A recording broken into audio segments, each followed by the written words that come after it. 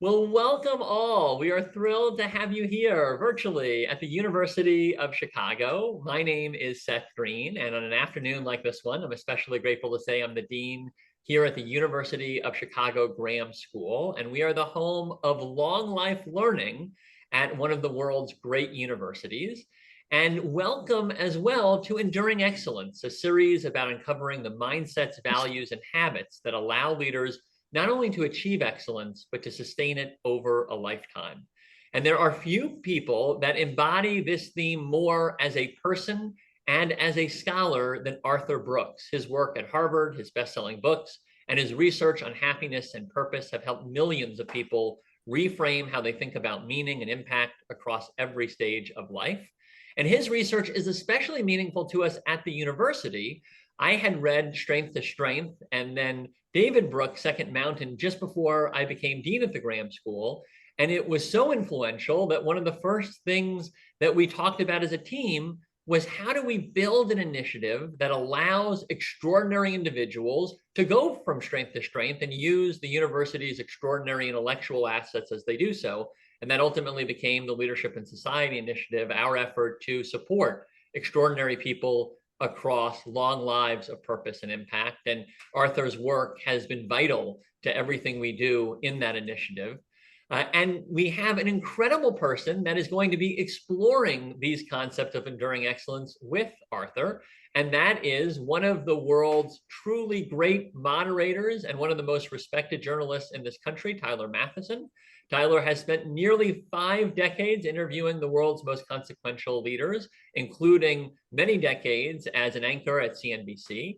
And we are thrilled that his own next chapter, having just finished his time at CNBC, is to serve as a distinguished fellow here at the University of Chicago Graham School, helping us to uncover these truths. And so with that, Tyler, I will turn it over to you, and I look forward to the discussion ahead. And then I'll be back at about 10 minutes before the hour to bring some of the questions from Q&A to Arthur alongside your moderated discussion. Tyler, Seth, let me turn it over to you. Seth, thank you so much. And one of the reasons today's conversation has such resonance with me is what Seth just mentioned, and that is that I am in the midst of a pivot, the kind of pivot that Arthur writes about so eloquently in many of his books, but most especially From Strength to Strength, a book that I think, reading this for the third time now. It's that good and that worthwhile. One of the reasons Arthur is just a perfect person to have here is that I can say what he is too modest to say, and that is that he has led a life of excellence across multiple fields. And I'm going to tell you a little bit about it if you're not familiar with his resume. But he has also studied excellence and success and happiness and written, as you probably know, exhaustively about those very sort of ineffable concepts. Professor Brooks began in a kind of regular house in Seattle, raised a Catholic, began college, then left college to pursue his passion, which was to become one of the world's great French horn players, a notoriously difficult instrument to play. He toured with brass quintets and then found his way to Barcelona, where he not only hooked on with, I believe it was called the Barcelona City Orchestra, but found his wife. He met his wife there in Barcelona. He also toured with the jazz musician Charlie Bird, who's one of my favorites because he was a Washington, D.C. product, as was I. Today, Mr. Brooks writes, he gives about 175 speeches or public appearances a year. He is a social scientist, an economist, among other things. He went back to school, leaving his job as a French horn player, went back to school, and he did distance learning before distance learning was cool, earning multiple degrees by remote means. Today, he is the Parker Gilbert Montgomery Professor at the Kennedy School of Government and Foreign Affairs at Harvard, as well as a professor in management practice at Harvard Business School, where his course, Leadership and Happiness, is perennially oversubscribed. He has done war simulations at the Rand Corporation. He has dabbled in North Indian table drumming and Indonesian dance. And on one occasion, when George W. Bush was interviewing him, he summed up Mr. Brooks and his resume as, quote, "I'm just going to call you a weird dude." So, welcome to a weird dude, Arthur Brooks. It's a delight to have you with us. Thank you, Tyler. I appreciate it so much. Congratulations on this new chapter and what you're doing at one of the greatest universities in the world. Are you having fun being back in college? I am having fun. It's great to be on receive all the time. I mean, Yeah, you can just sit there and absorb things, and there's so much that the America's great universities have to offer that I'm able to sponge up. Let me absolutely. begin with a question. We're going to spend a lot of time talking about excellence today, but I'm going to Yeah. begin with a question that may go a long way in determining whether this interview is successful or not. I've watched you, I've read you. I sense that the professor of happiness is happy. Are you happy? And were you always happy? And what did you have to change to get there? Yeah, happiness is hard for me. And one of the things that I've learned over the course of my life as a behavioral scientist is that only about half of your happiness is actually genetic. About a quarter of it is circumstantial, and only a quarter of it comes from habits. And I didn't know that. So most people who are searching for the feeling of happiness and they're feeling really frustrated, they don't understand that, maybe your mother did make you unhappy, because a lot of it is genetic, is the way that it actually turns out. But that's empowering information as well. When I learned that there's a whole lot that I could do to manage my genetics and change my circumstances, my life really started to change. When I started to use the science of happiness in my own life, wow, Tyler, everything opened up for me, as a matter of fact. And it was so exciting for me, as a matter of fact, that I dedicated myself to the science of happiness in the public interest, to lift people up and bring them together in bonds of happiness and love using science. And that's what I plan to do for the rest of my life. It worked for me. It can work for anybody. Yeah, your writings are complex and fascinating because so much of it is science. It really is science based, but it's also you draw on philosophers, St. Thomas Aquinas, as well as religious traditions and so forth. I guess maybe the follow-up question is, why is happiness so hard for so many people to achieve? If God wants us to be happy, Yeah. why is it so damn hard? Yeah, I know. And one of the reasons that there are many answers to that, but one of the most important things to keep in mind is that most people don't know what happiness is. One of the most fundamental errors when you're looking for something is not knowing what you're looking for. If you don't know where Chicago is or what Chicago is, good luck finding Chicago. And the truth of the matter is that most people have been sort of propagandized in the modern milieu into thinking that happiness is a feeling. Happiness isn't a feeling. Feelings are related to happiness in the same way that the smell of your turkey is related to your Thanksgiving dinner. Feelings are evidence of happiness. To become a happier person, you need to live in a different way. You need to have deeper understanding. You need to share the ideas with other people. And it starts with a proper working definition of happiness, not a feeling, but rather a combination of enjoyment, satisfaction, and meaning, all of which have deep psychological and neurophysiological roots, and all of which we can become far more excellent at than we currently are. Enjoyment, satisfaction, and meaning. Those are the three constituents of happiness. I suspect that they play in the definition of excellence. So let's stick with the sort of definitional bent Sure. that we went there. What does enduring excellence connote or mean to you? Enduring excellence has everything to do with living up to your greatest potential. And that means knowing what it is that what your potential should be. And many different traditions have tried to define that in different ways. The Japanese have a particularly elegant way of understanding that, which is the Ikigai definition of excellence. And that definition is what you're good at. Excuse me for a second, getting over a cold here. Yeah. It's what you're good at, what people will pay you for, what the world needs, and what you love. The confluence of those three things is excuse me, I'm gonna get something to drink here. And this is ultimately what we're looking for, is how these things come together. And when you find them, that's excellent. For me, this was the study of happiness. For you, it was to become a journalist of reputation around the world. And when you're no longer in the confluence of those four circles, that's when you need to move. And the way that you know that is when your interests have shifted. All right.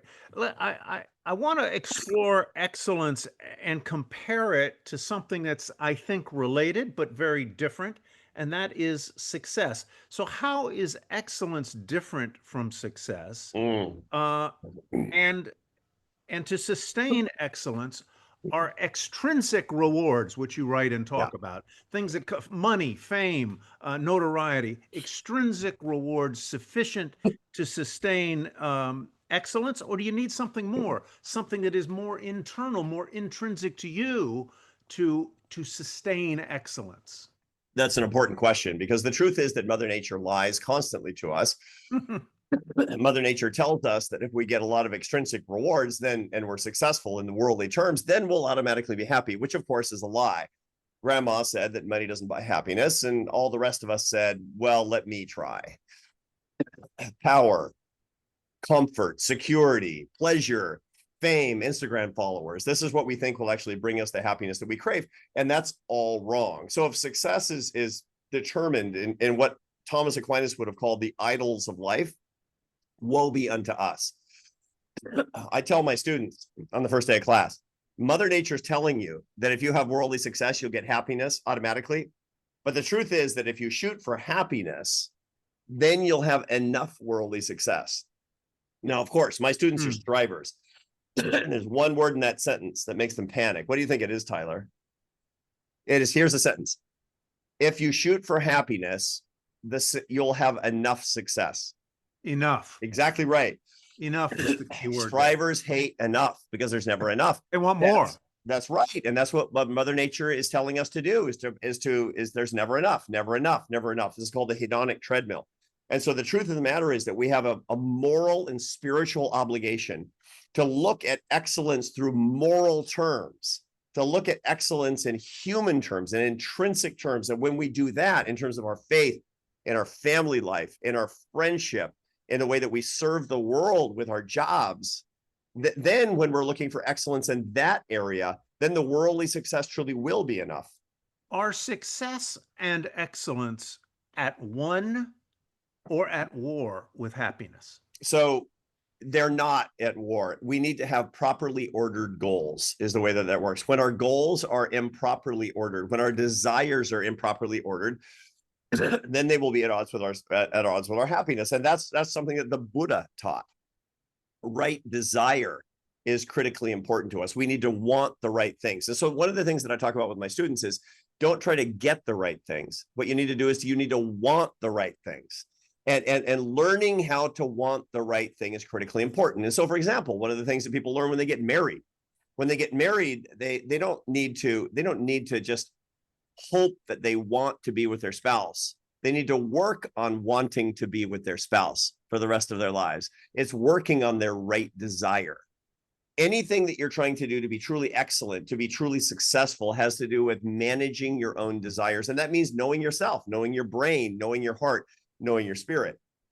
You say want the right things. I sense that there were probably times in your life where you were not the happy person that you are today. Yeah. How did you discover what the right things were for you that led you to not only excellence across a variety of things? I didn't even mention the fact that you led the American Enterprise Institute for about a decade, a major think tank, as everyone knows. But what were those things that you needed to discover? Well, the truth is I needed to fail a lot. I needed to be frustrated constantly. I wish I would have had this knowledge when I was 31. I'm 61. And the truth of the matter is that we get a certain number of decades in life to figure this out. Thank God. You know, if everybody lived to be 25 years old, most people would die miserable because we make a lot of mistakes and we chase a lot of lures and a lot of false promises and a lot of propaganda, and Mother Nature lies to us. And we get a certain number of decades to actually come to a little bit more wisdom.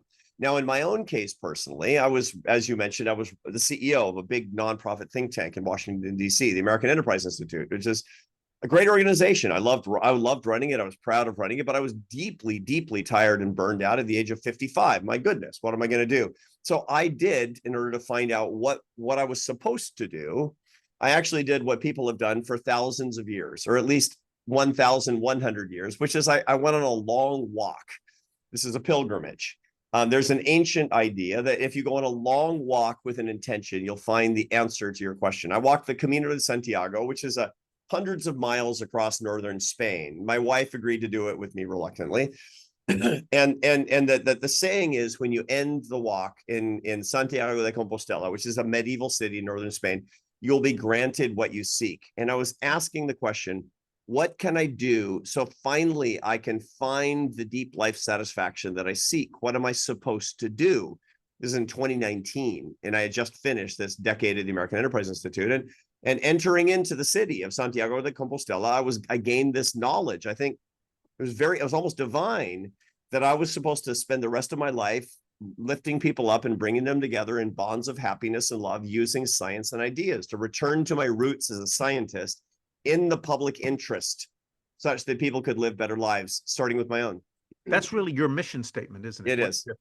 What you just said there. So I'm sensing, I just want to touch base and then move, but that you feel strongly that frustration and failure and setbacks and maybe even personal crises can be foundational to ultimate excellence, success, and happiness. They're absolutely necessary. As a matter of fact, one of the greatest, most deleterious philosophies that is current today is kind of the opposite of the hippies, who said, if it feels good, do it. That's a great way to ruin your life. If it feels good, do it. But an equal way to be unsuccessful in your life and to be unhappy in your life is to say, if it feels bad, make it stop.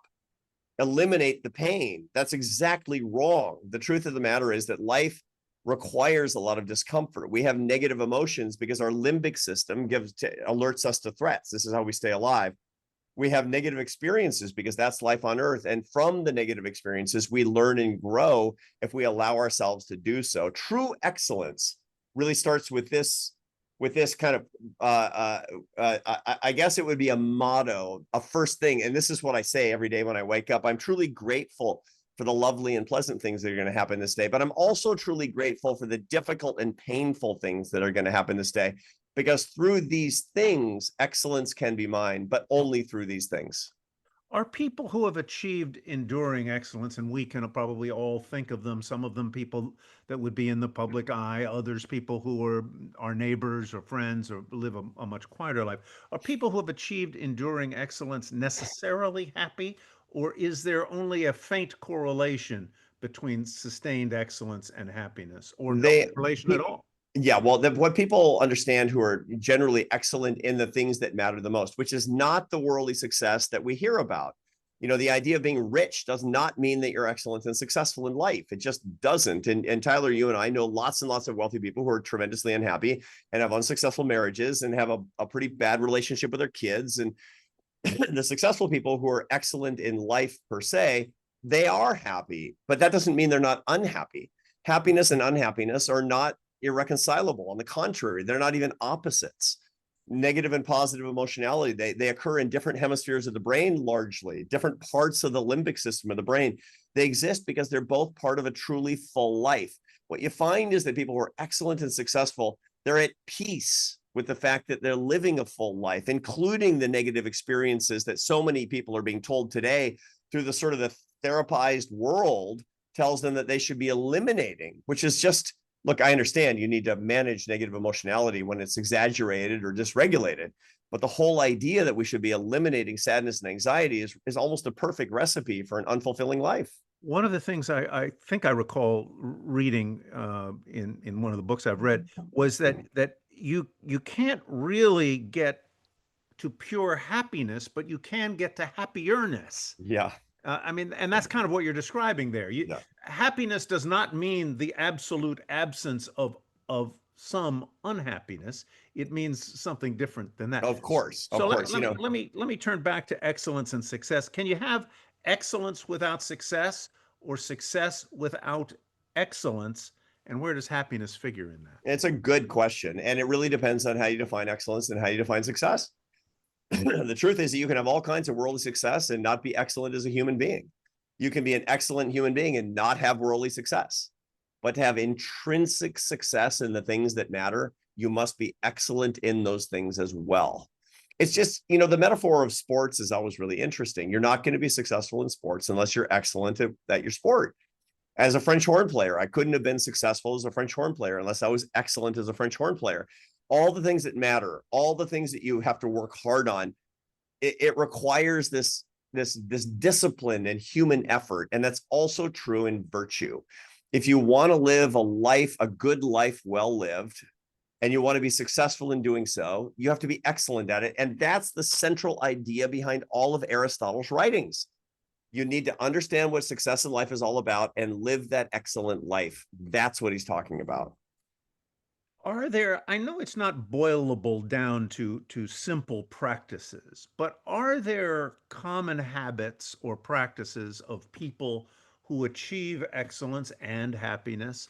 Uh, is ritual or routine something that's important to have? And I know that you live by a fairly rigorous routine every Right. single day. You get up at 4:30.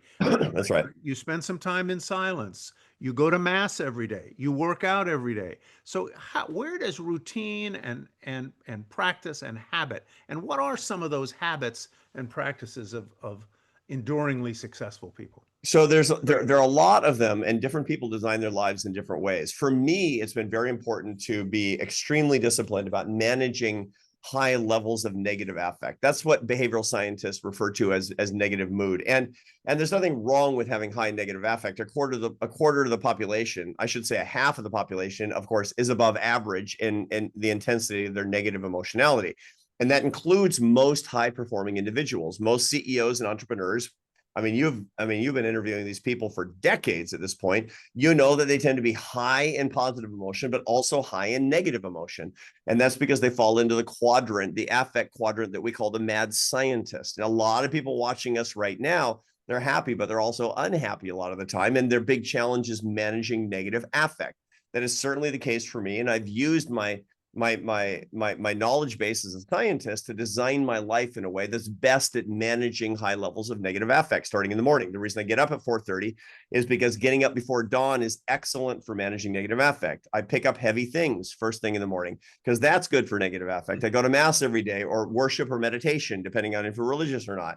That as well. The way that I use coffee, the way that I administer boluses of protein, the way that I design my day is really, really about that. I use science in the interest of what I'm actually trying to do.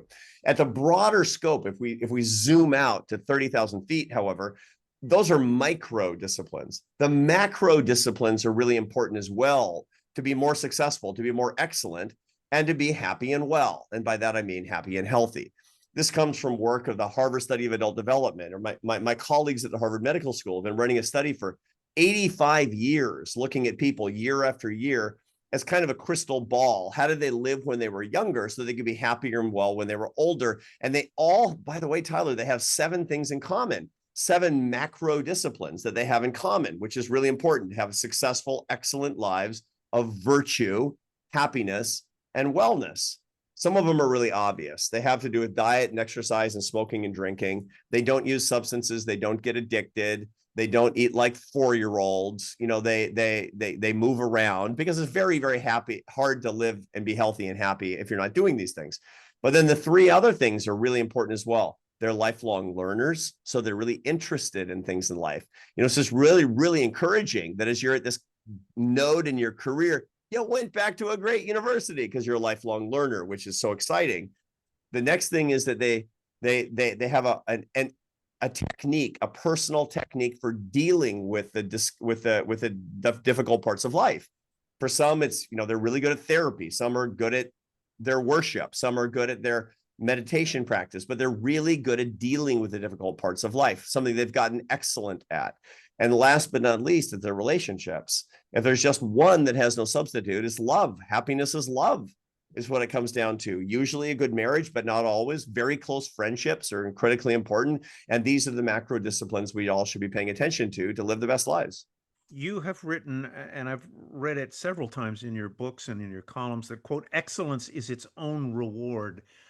I note that you don't say success is its own reward. Excellence is its Yeah. own reward. So that Yeah. distinguishes the two. What do you mean by it? And does that mean that excellence somehow is more intrinsically meaningful than mere success? It's a good question. There's an old expression that the key to the treasure is the treasure, or that the journey is the destination. These are sort of Zen Buddhist concepts, almost koans. But what this tells us is the process of working towards success through excellence is its own reward.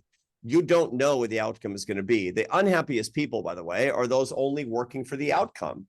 There's a very funny thing, a very strange and sad truth, which is that a huge proportion of Olympic gold medalists fall into a clinical depression after winning their Olympic gold. And the reason is they've fallen into something called the arrival fallacy that we talk about in psychology. The arrival fallacy says, I love the progress I'm making toward my goal. And so when I hit my goal, it's going to be ultimate bliss that's going to last forever. But of course, that's not true. That isn't true at all. Emotions are not there to give you a permanently good day.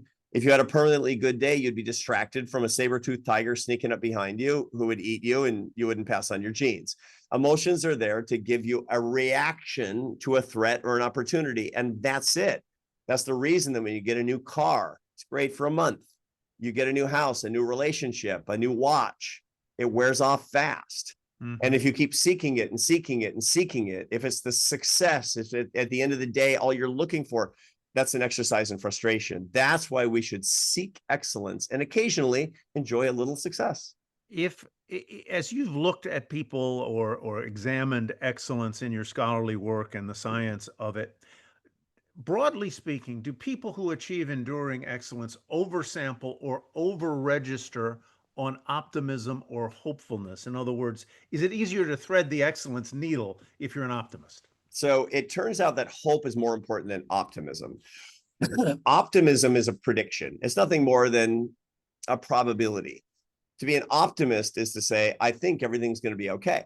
I'm sure everything's going to be okay.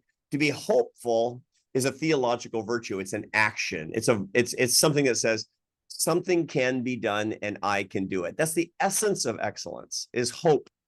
Optimism is a point of view, is the way that this turns out. And optimism can frequently actually be a burden on people. There's the famous Stockdale paradox that we all heard about, where Admiral Stockdale, who came to real prominence in America, he was a hero, and he was captured during the Vietnam War and tortured and lived in the famous Hanoi Hilton, the prisoner of war camp of the North Vietnamese.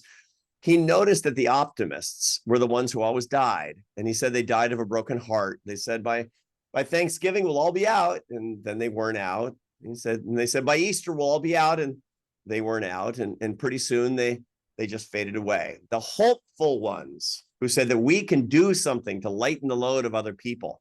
We can make the time pass in a productive way. Even though we don't know what's going to happen, we don't know what the probability is. Those are the people that had true excellence. And those are the people who had the best outcomes. Hope, not optimism. Should your concept of excellence, or really how should your concept of excellence change or evolve as you age? And what is the relationship of that evolution in one's definition of excellence to what you write about the transition from fluid intelligence, the problem solving, the high creative intelligence of youth, to crystallized intelligence, the wisdom of your later years? So how should your definition of excellence evolve and change? So this is something that I did not know until I was in my mid-50s. I started to do the behavioral science research when I started to see a change in my own abilities and my own interests that I didn't understand. One of the things that's most disconcerting about people is when they get into their 40s or 50s and they're really burning out. They don't know why. Things they used to be fascinated by, they're not fascinated by anymore. Things they used to be really good at and were easy are now hard. What's happened? And the truth of the matter is that your abilities change because your intelligence changes. Now, I'm not talking about your raw IQ. I'm talking about the manifestation of your intelligence. And this is a neurophysiological phenomenon with the conduct of your prefrontal cortex. Early on as an adult, you have a lot of what neuropsychologists often call fluid intelligence. That's your ability to use your working memory for intense focus, for innovation, to crack the case, to do things better by yourself and figure things out faster than other people. And when you're learning and you have a lot of fluid intelligence, man, you're on fire. That's how you become a star litigator or a great surgeon or an unbelievable stockbroker or hedge fund manager or journalist or professor for that matter. But later on, that tends to wane. In your late 30s, it tends to peak and goes into decline in your 40s. You tend to be less innovative. Your working memory starts to decline. And that's when people start to feel like they're not making progress and they burn out. You have a different kind of intelligence that's coming on in your 40s and 50s and 60s that stays high in your 70s and 80s. And as long as God gives you your marbles, which is called crystallized intelligence, not based on working memory, thank God. It's not based on innovative capacity. It's based on pattern recognition, teaching ability, and wisdom. This is why You would never want the managing partner of a law firm to be 30 years old. You want the star litigator to be 30 years old. That's because teaching and mentoring and talent scouting, that's crystallized intelligence. Figuring stuff out, that's fluid intelligence. That's why startup entrepreneurs are usually in their early 30s, but venture capitalists were successful in their late 50s, early 60s. That's why I was writing mathematical treatises in my 30s that were so sophisticated I can't read them today. But today I have an audience of 500,000 people a week in my column in the Atlantic, and I go on television on your network talking about neuroscience in a way that people can understand, because now I'm a teacher, because I'm a crystallized intelligence. Excellence is understanding which curve you're on. Are you on the fluid intelligence curve, or are you on the crystallized intelligence curve? If you walk from one to the other at the appropriate time, your excellence will only grow.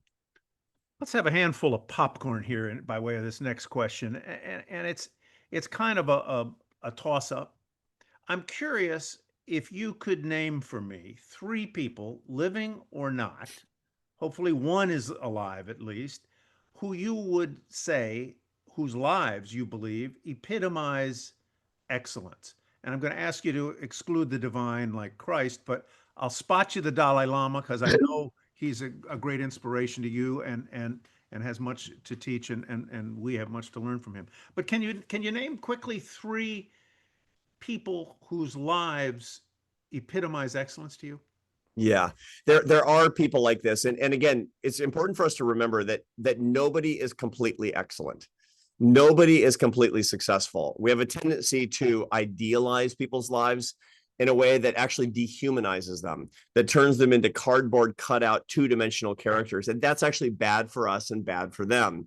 One of the reasons that famous people, they are often extremely unhappy, is because they're trying to live up to their own press releases, that they are the portrait of perfect excellence. And it's important for all of us that have public careers, you, me, and many of the people watching us, to be completely human and completely vulnerable, defenseless, as a matter of fact, in the way that we live our lives, because then people can aspire to the little bit of excellence that we've been able to achieve, to be sure. Now, there are people that have really done this. I absolutely love the Dalai Lama, with whom I've been working very closely for the past 13 years. He never disappoints. He never disappoints. You know, he is a living bodhisattva. It's the most extraordinary thing I've ever seen, living up to it morally and as a wise individual. There are other people as well. Many people watching us know about the famous Bishop Robert Barron. One of my great heroes is a moral leader. He's a bishop in the Catholic Church, but a great author and writer as well. Amazing thinker. When I met him, he lives up to it. I love George W. Bush. When I've met him as a person, become friends with him as a person, nobody's perfect. He made mistakes, but I like to think that I would have made the same mistakes myself. And he's somebody who personally lives up to a standard of excellence, and somebody I really admire. And by the way, that's not a partisan point. There are many people on the political left that I admire very, very much as well. People throughout history that I've admired who have lived up to this. My favorite philosopher is Ralph Waldo Emerson. I'm a real Emersonian in my thinking, and he lived up to the excellence of hearing your own call and living up to it, notwithstanding the strictures and the restrictions of society around you.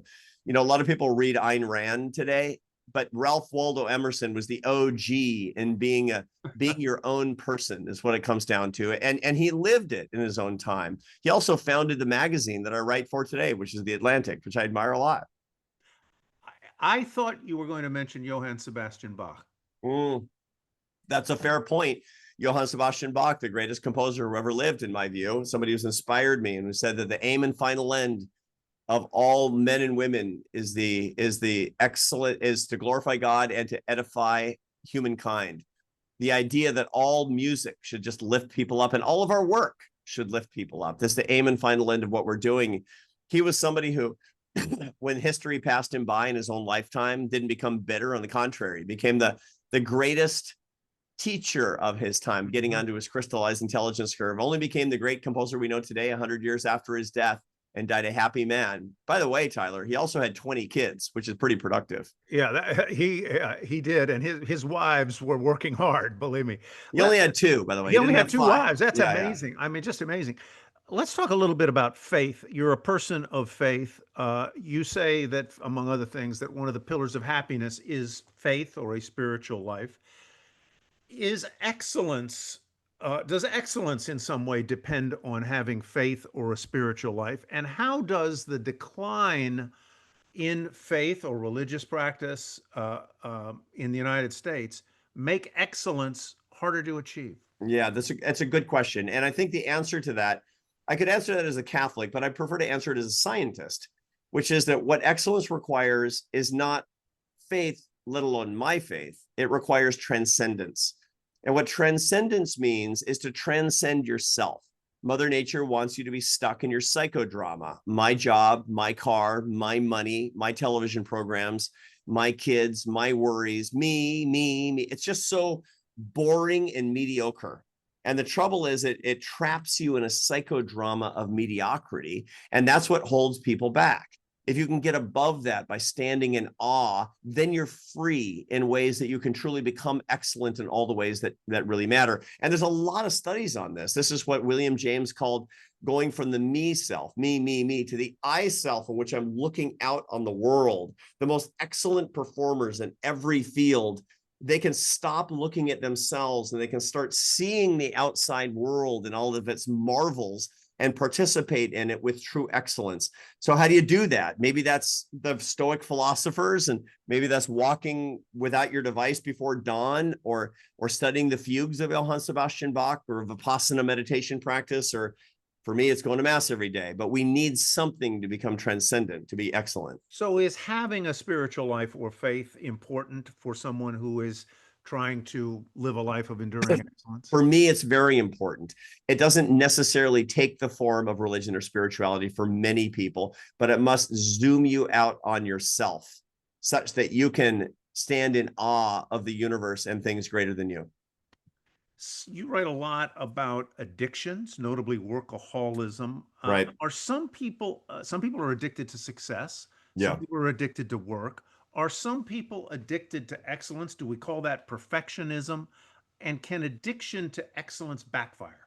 Yeah. I mean, most people who are addicted to excellence and are perfectionists are actually not addicted to true excellence in life.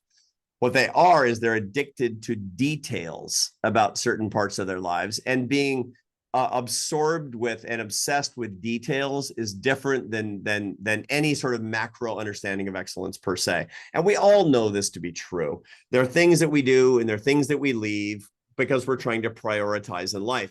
But perfectionism doesn't lead you to the greatest excellence. I've been a professor for a long time, and I noticed that, when I give an exam, somebody who's a perfectionist will do perfectly the first 3 questions on the exam, run out of time, and leave the last 7. And that's a metaphor for life. And that's not excellence, except unless you're only looking at the first 3 questions. Yeah. In your book, Love Your Enemies, or with that book in mind, I want to broaden out. I wonder if you think our society is in any way addicted to hate, to the dopamine rush that people can get, I believe, when they get angry or hateful. Yeah, they do. There's a reward that Mother Nature gave us for for hating our enemies. In other words, feeling right and feeling justified in our hatred because of our rightness. We love to feel right. This is a bias that we all have, a my side bias that we all have, and it's built into us. And there are all sorts of evolutionary reasons why this might be the case. Unfortunately, it's largely manipulated by people all around us in the political media industrial establishment that are trying to fire this thing up to give us this dopamine hit of I'm right and they're wrong. Furthermore, they're evil and stupid because they don't actually have my particular point of view. But this is straight on manipulation of neurophysiology, not in the public interest that we see today. A lot of that we see today. A lot of it, and then relatedly, I have to guess that you believe that social media and the addiction to devices is an unconstructive, deconstructive way to live. Talk to me. Oh About yeah, very, very destructive. Social media, and again, social media is not necessarily destructive. On the contrary, as with all technology, if a technology is a substitute for your relationships, it lowers your happiness. If it's a complement to your relationships, it improves your happiness. And right now, a lot of technology is substituting for human relationships, and that's a problem. It opens us up to manipulation, but more importantly, our brains literally work in the wrong way. We notice that when we're using technology, we're on the left hemisphere of our brain, which is for tasks and analysis. The right side of our brain is kind of the dark consciousness in which we assess questions of meaning and love and happiness. And we're not there when we're actually using a lot of the technologies that we see today. We're distracting ourselves with our screens, small and large, which people are doing all day long. The average social media user looks at it 5 hours a day and checks their phone 205 times a day, which is simply shoving yourself into the wrong hemisphere of your brain and making the meaning of your life inaccessible. That's a really dangerous business. And if furthermore, when you're over there looking at your small screen, you're being fired up, alienated from other people, being told that you shouldn't talk to your sister-in-law because she voted for or against Donald Trump. Well, now we're really on the wrong side of things. And this is the recipe for misery. You have written that human beings are, quote, excellence machines. What do you mean by that? And how do you keep that machine in good tune? We're excellence machines because we're built for progress. And this is the most beautiful thing about happiness. Human beings we want to do things well. We want purpose. Purpose is part of the meaning of life, and purpose means goals and direction. There's a word in sailing. It's the rum line. The rum line is the direct course from where you are to where you need to go. And you can't do anything meaningful as a sailor unless you know what the rum line is. Now, the rum line is important because it gives you goals and direction, and it gives you a sense of what progress is. It doesn't mean you're going to be on the rum line the whole time. There's wind and there's navigational errors, and who knows, maybe you think you're going to India and you wind up in Hispaniola, like good old Christopher Columbus. But the whole point is, with knowing your goals and direction, you make progress. And that is the essence of both excellence and a good deal of the satisfaction that we enjoy in life. Satisfaction is the joy of achieving something with effort. And that requires goals, that requires purpose. And that's why we're excellence machines. Before I turn it back to Seth for some questions from the people who are watching, I want to squeeze in a couple of more of my own. You're a professor of leadership and management, and I wonder, as you look at excellence, are there certain leadership styles or organizational cultures that are more prone to foster or produce excellence than others? That is no doubt the case. There are families that foster it more than others, for example. There are individuals, there are friendships that foster it more than others. And those are the societies or the companies. And you and I have been looking at, interested in business. We've looked at companies that are really, really excellent. And what we're looking at is the culture inside the companies. And the companies, the cultures, the societies, the families that foster the most excellence are the ones in which we lift people up together, in which we hold each other to very high standards, in which we're impeccable in our own standards, in which we take joy in the accomplishment and success of other people. That's what they all have in common. Now, there are certain systems that make it a little bit easier. I happen to believe that the free enterprise system is really good for that. Not perfect, of course. We need a lot more than just that. But I think it's an excellent system for that if we design it in the right way. And by the way, if we share it with everybody, especially people at the periphery, at the margins of our society, which is really important so that they have equal opportunity too, through the right kind of public policies. That's the reason that I care so much about the safety net, for example. But the truth is, what we really care about is celebrating the success and excellence of other people and supporting and loving each other as brothers and sisters in our own pursuit of success and excellence together and separately. I'm going to do something I'm famous for, and that is mush two questions into one. The first part of the question is, do different cultures around the world define or look at excellence in different ways? That's number one. And as you have gone through your career, achieving what many people would say objectively is excellence in very different fields, from academia to music to public policy to running war simulations for RAND. Are there common things that allowed you to achieve excellence? So one, is excellence viewed differently across cultures? And two, what were the common things that allowed you to, quote, achieve excellence in your various careers? Excellence is seen differently in different cultures, in no small part because people tend to congregate together who have different values. If you have a society, for example, that's based on immigration, then you're going to have a highly entrepreneurial society. Immigration is the most entrepreneurial thing that people do because they put all their capital at risk in search of explosive rewards. And that's one of the reasons that in the United States, adventure is so critically important to people compared to contentment. And this is one of the things that I've studied a great deal in a lot of countries that have an outflow of immigration. Contentment is really important. And the inflow is adventure that people actually want. And people move around a lot. And so the concept of what success and excellence is definitionally different. And so excellence is going to be different in those two places.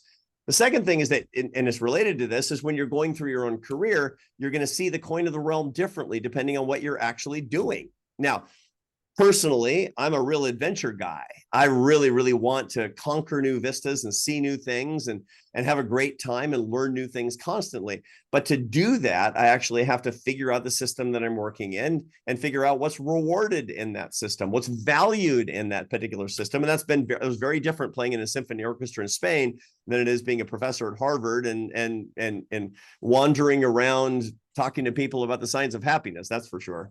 Yeah. It's interesting that you mentioned adventure because I went through a workshop called Halftime, which you may be or may not be. Of course, that's Bob Buford's thing. Bob Buford's thing. Yeah. And in my mission statement, you told me what yours was. I don't have it right in front of me, but I said I wanted to live a life of it filled with adventure because it's really important to me. And I wanted That's great.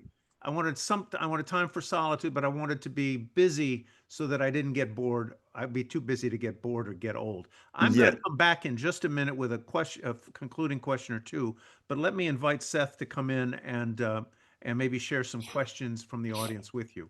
Well, let me start by saying this has been a phenomenal conversation, and you have also sparked a lot of questions, Arthur. And so building on this adventure theme is a perfect segue to the first question I have for you from our audience. How do you determine the best time to walk from the first curve to the second curve? Age and circumstances aside, are there markers, milestones, or symptoms, perhaps, that are recognizable and indicate this is the right moment for you to begin thinking about this important transition between chapters? Yeah. So a lot of people wait too long. And the reason they wait too long is they tend to be highly risk averse. And I'm very sympathetic to that. So people who are very risk averse or extremely conscientious, they tend to wait a really long time. And, my father was a college professor. His father was a college professor. You might say this is the family profession, as a matter of fact. And my father stayed in the same job for a very, very long time. And in retrospect, I think he probably should have changed. He was a highly conscientious individual as a result of that. Here's the way to think about it. I've written a lot about gut. Gut is something people talk an awful lot about. And all it is data that you have that's largely residing in the right hemisphere of the brain in your dark consciousness, where you don't have words for it, but you do have access to the data. You know you, and you can't quite describe it, but your gut tells the story. So I have a series of rules when people want to take a new job, how to decide if they should take a new job or a marriage proposal or moving to a new city based on gut. I have rules on how to do that I talk about with my students. When it comes to when you know that it's time to move to your second curve, the gut has everything to do with what you're finding interesting. Your interest never lies. Yeah. It's weird because, people will say, and they're 43 years old, I used to be super interested in being a dentist, and I don't know why I'm not anymore.